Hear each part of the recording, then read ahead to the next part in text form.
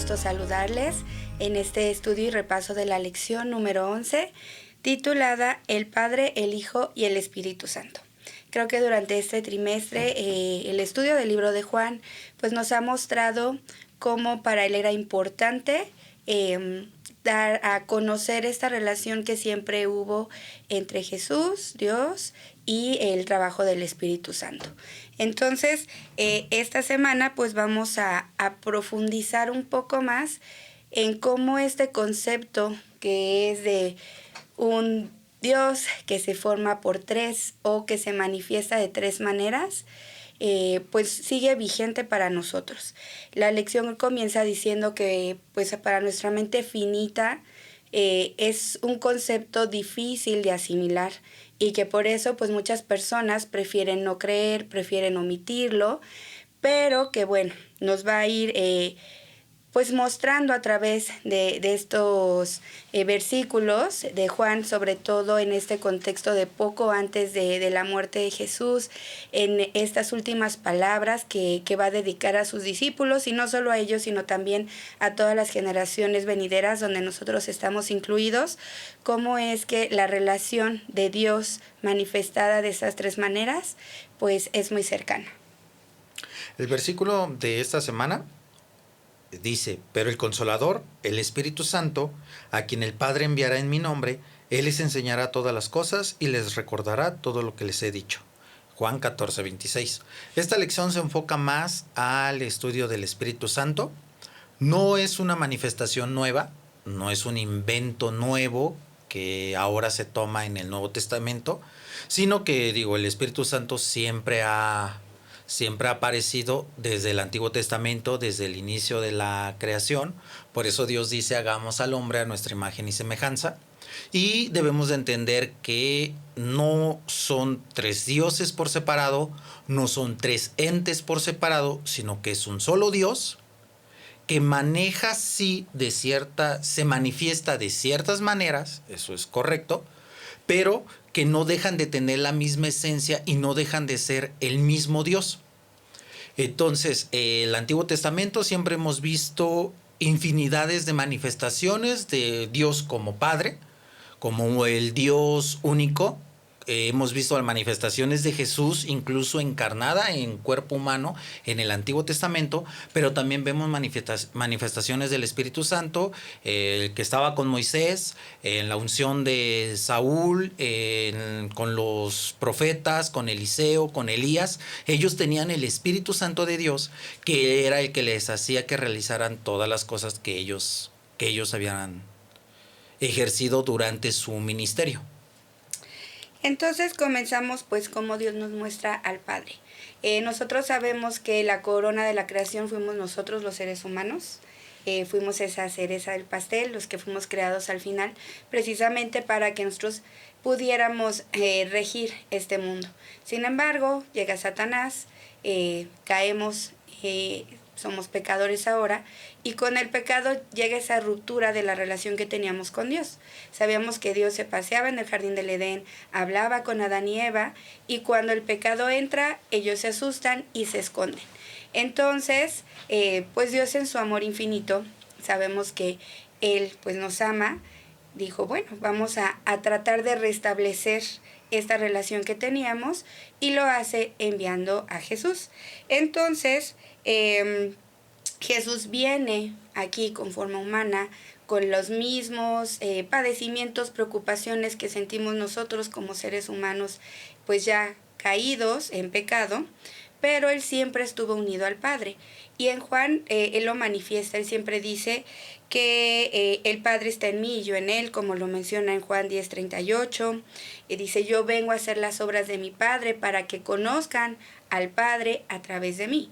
Todos las personas situadas en el contexto del Antiguo Testamento sabían quién era Dios. Sin embargo, a lo mejor también ya el pecado y la historia había hecho que la imagen que tenía de Dios ya estuviera un poco transformada, y al venir Jesús Él trata de reivindicar, ¿no? De decir, así como yo hago milagros, así como yo soy misericordioso, mi Padre también lo es, y la prueba esta es que yo vine aquí a morir por ustedes. Entonces, pues nos sigue aquí diciendo que Jesús y Dios tenían esa relación estrecha y trataba Jesús a través de los milagros, de sus palabras, de que conociéramos nosotros mejor al Padre. Ahora, ¿cuál es el problema? ¿Por qué para el pueblo de Israel ese shock cuando Jesús siempre decía, mi Padre y yo, mi Padre me envía, yo hago la voluntad del Padre? ¿Por qué ese shock? Digo, para el judaísmo, si se dan cuenta, toda la parte del Antiguo Testamento se menciona a Dios como Dios es mi pastor, Dios es mi amparo y fortaleza, Dios es mi escudo, Dios es mi rey, Dios es mi soberano, Dios es mi salvación, Dios es mi roca, Dios es mi sustento. Pero en ninguna parte del Antiguo Testamento se menciona a Dios como un padre. Entonces, el hecho de que llegue Jesús, un carpintero, mencionando que Él es hijo de Dios, o mencionando que Él hace la voluntad del Padre, y esa referencia de Padre la haga con relación a Dios, les crea ese conflicto al pueblo de Israel antiguo, porque ellos decían, es que nosotros nunca hemos visto a Dios como un padre para nosotros, o sea, no lo podemos concebir. Dios es una deidad, Dios es un ser supremo, Dios es un ser superior que está en el cielo, que se preocupa por nosotros, sí, pero no podemos creer esa relación tan íntima como un padre hacia su hijo. Igual y quizá el único que entendió esa profundidad de amor, pues yo creo que fue Abraham, al momento en el que Dios le dice que sacrifique a su hijo único, y fue la única manera en la que Abraham se dio cuenta de qué tan profundo puede llegar a ser el amor de un padre hacia su hijo, y qué grande es el sacrificio del padre haber dicho que su hijo era necesario que viniera a este mundo a padecer todo lo que padeció y morir en la cruz. Pero Jesús viene a decir, sí, Dios es todo eso, Dios es tu amparo, Dios es tu fortaleza, Dios es tu pronto auxilio, Dios es todo eso, sí, Dios lo es, pero también es un padre para ti. También es un ser que se preocupa por ti a tal grado como tú, que eres pecador, te preocupas por tus hijos. Si tu hijo te pide un pan, tú no le vas a dar una piedra. Si tu hijo te pide un pescado, tú no le vas a dar una serpiente. Entonces, si ustedes son malos y dan buenas dádivas a sus hijos, y ahí es en donde hace ese ejemplo y dice, pues su Padre Celestial, porque también nos lo presenta a nosotros como nuestro Padre, pues su Padre Celestial dará esas mismas dádivas a ustedes pecadores, que llega un momento en donde ni siquiera se lo merecen. Y esa brecha que se crea con el pecado es la que Jesús viene a volver a unir. Esa relación que tenían antes Adán y Eva con Dios, es esa brecha que se crea por el pecado, y es esa brecha a la que viene Jesús a volvernos a unir con el Padre, con el Creador del universo. Y muchos lo entendieron. Nicodemo lo entendió. Los apóstoles lo entendieron. Y es ahí la mención de Dios, bueno, Jesús como hijo y Dios como padre.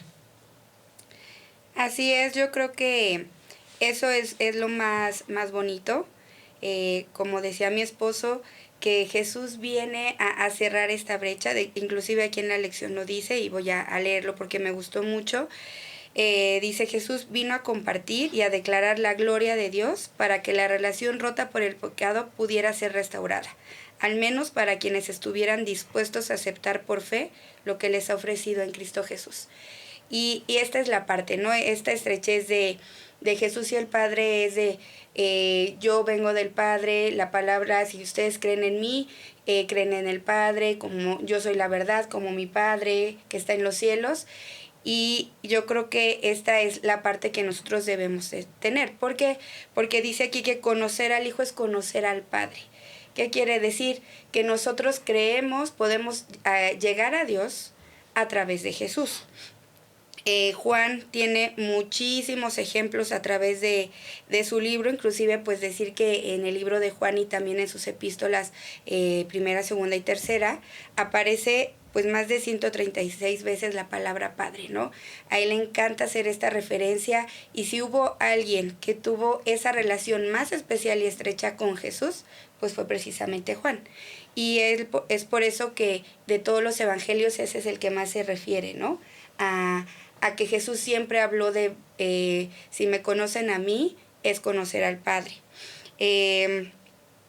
También rescata mucho que pues Jesús fue enviado para restaurar la obra de salvación de la humanidad, y que él daba este testimonio de su Padre, de ese amor, de esa misericordia que tiene por nosotros como la raza caída, pues a través de él, ¿no? De que él viene aquí a morir, a sufrir el castigo que nos tocaría a nosotros como raza humana sufrir por haber pecado, y que Jesús toma nuestro lugar.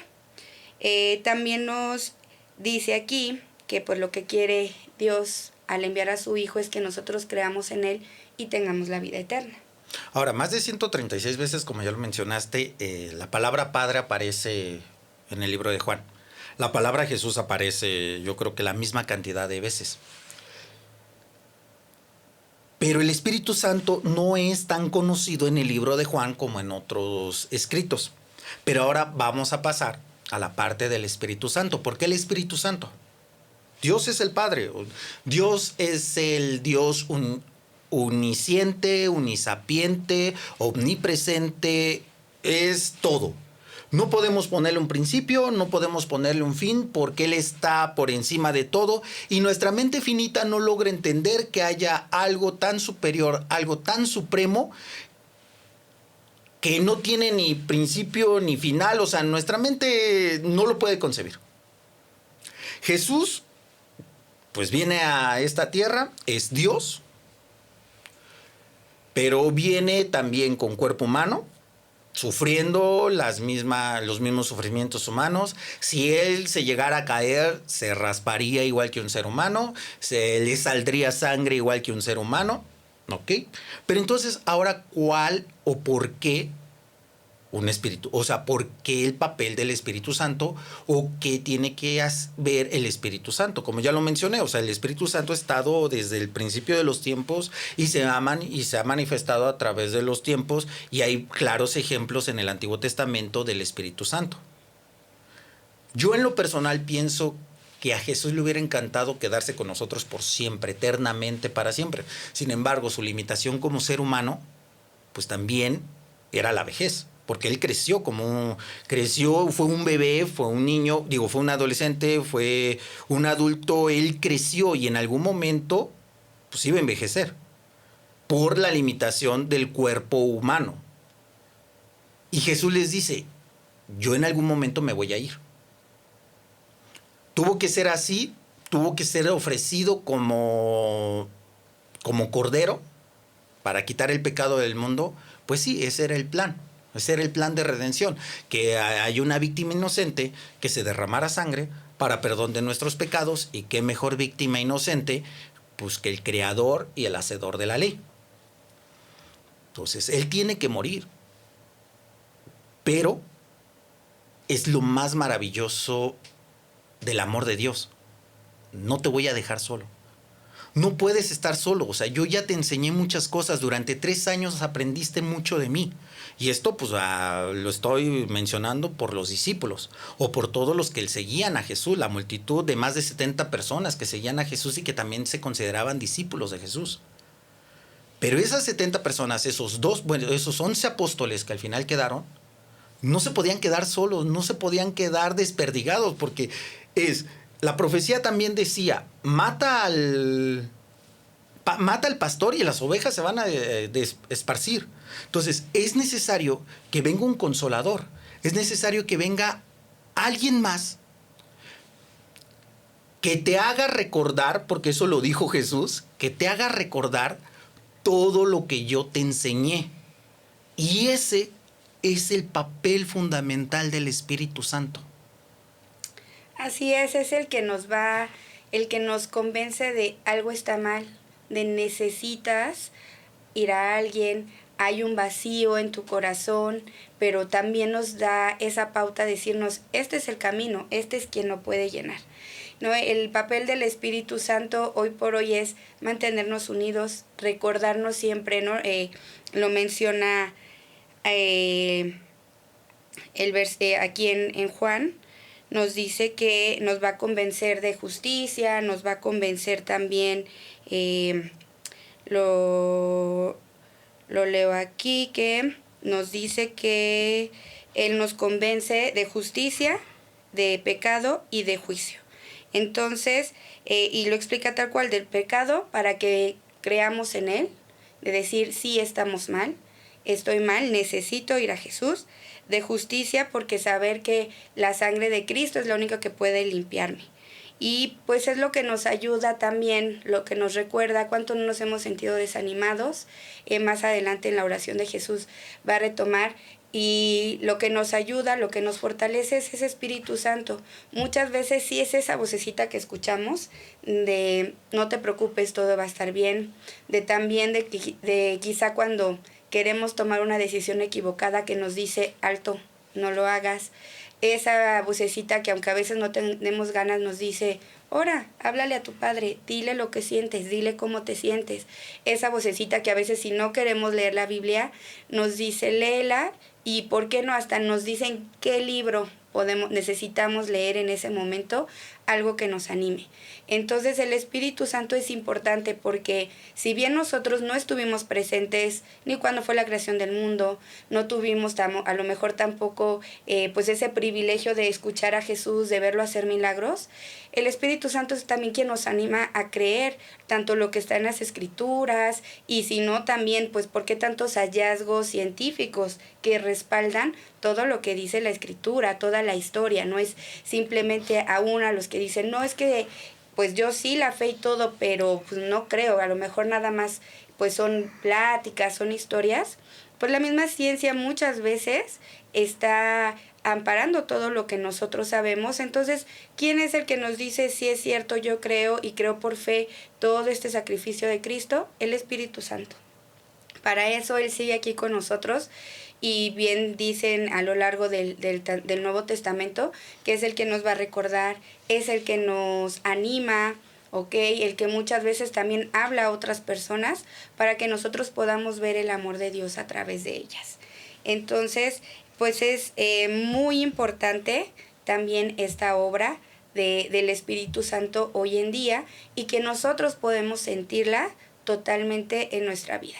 Yo creo que todos los que nos están viendo en este momento, si a lo mejor dices, no es cierto, a mí nunca me ha pasado, podemos hacer memoria y sí, eso que decimos que es nuestra conciencia, eso que decimos que es intuición, pues realmente no. Muchas veces es el mismo Espíritu Santo que nos está hablando a nuestro corazón, que nos está recordando a pues no tomar decisiones equivocadas, que muchas veces a lo mejor pues las mismas personas nos han desanimado, pero si tú has sentido en tu corazón hoy sí quiero ir a congregarme con mis hermanos, hoy me doblo de rodillas para hablar con Dios, hoy, voy a estudiar la Biblia, es el Espíritu Santo quien realmente sigue haciendo ese trabajo y nos sigue acompañando. Mira, dice, el Espíritu Santo se da como agente regenerador para hacer efectiva la salvación, obrada por la muerte de nuestro Redentor. El Espíritu Santo está tratando constantemente de llamar la atención de los hombres a la gran ofrenda hecha en la cruz del Calvario, de exponer al mundo el amor de Dios y de abrir el alma arrepentida las cosas preciosas de las Escrituras. El Espíritu Santo quita los afectos de las cosas de esta tierra y llena el alma con un deseo de santidad. Él os guiará a toda la verdad. Juan 16:13. Pues qué bonito, ¿no? Saber que cada vez que estemos desanimados, el Espíritu Santo va a regenerar, ¿no? A volvernos, a ayudar a confiar, a recordar las promesas, a recordar también cómo Dios ha actuado a nuestro favor a lo largo de nuestra vida, ¿no? Y que sea Él el que siempre nos ayude a acercarnos a Jesús, y que a través de Jesús también nos acercamos al Padre. Y bueno, finalmente llegamos a la oración de Jesús. Esta de manera personal, me gusta mucho porque siento que es esta oración que hace Jesús no solo por sus discípulos ya en este preámbulo de despedida poco antes de su crucifixión, sino también que ora por todas las generaciones por venir hasta que Él regrese en las nubes de los cielos. Y yo creo que eso es una de las cosas pues más bonitas que puede haber, saber que Jesús desde ese momento cuando está orando, oró por mí. Yo quiero tomarlo personal y decir oro por mí, oro por ti, oro por cada uno de nosotros. Una de las versiones de la Biblia que más me gusta es la Nueva Traducción Viviente, porque siento que adapta mucho mejor las palabras, a lo mejor a nuestro tiempo, a nuestro contexto. Y bueno, está muy muy bonito porque pues empieza a decir que el momento de Jesús ha llegado, pero pues empieza también a orar por nosotros, ¿no? Esta parte de que nos dice en el versículo 6, a los seguidores que me diste les he mostrado quién eres. Ellos eran tuyos y tú me los diste y han obedecido todo lo que les ordenaste. Y empieza, yo te ruego por ellos. Qué bonito que Jesús piensa en ti, piensa en mí y ora y dice que no nos quite del mundo. Dice, todo lo que tengo es tuyo y en todo esto se muestra lo grande y poderoso que soy. Pero dice yo, ya dentro de poco no estaré más en el mundo, en el versículo 11. Pues voy a donde tú estás, pero mis seguidores van a permanecer en este mundo. Tú y yo seguimos aquí, esperando su segunda venida. Y entonces dice, por eso te pido que los cuides y que uses el poder que me diste para que se mantengan unidos como tú y yo lo estamos. Jesús desde ahí quiere que nosotros tengamos esta relación estrecha con Él, como Él nos enseñó que es posible tenerla, como Él la tuvo, que aún siendo humano Él dependía totalmente de su Padre y que todas las obras y prodigios que hizo aquí en la tierra no eran por Él, sino por el Espíritu y por el poder que le daba su Padre. Entonces dice que Él pues físicamente aquí los cuidó, pero que ahora que Él se vaya, pues ya no va a estar. Y es ahí también donde pues dice que no pide que nos quiten del mundo. Nosotros vamos a seguir aquí, sino que nos proteja del mal, ¿no? Y nos recuerda que si bien así como Jesús no era de este mundo, nosotros tampoco lo somos. Y yo creo que es algo que debemos de tener bien en mente porque el día a día, el trabajo, porque sí, mientras estamos aquí, pues tenemos que trabajar, tenemos que comer, vivir de alguna cosa, tener metas, pues sí, personales, pero no dejar de tener en mente que nuestro lugar no es aquí. Es como cuando vamos de visita a una ciudad, decimos, así que bonito, nos vamos de vacaciones, pero sabemos que no vivimos aquí, que vamos a regresar a casa.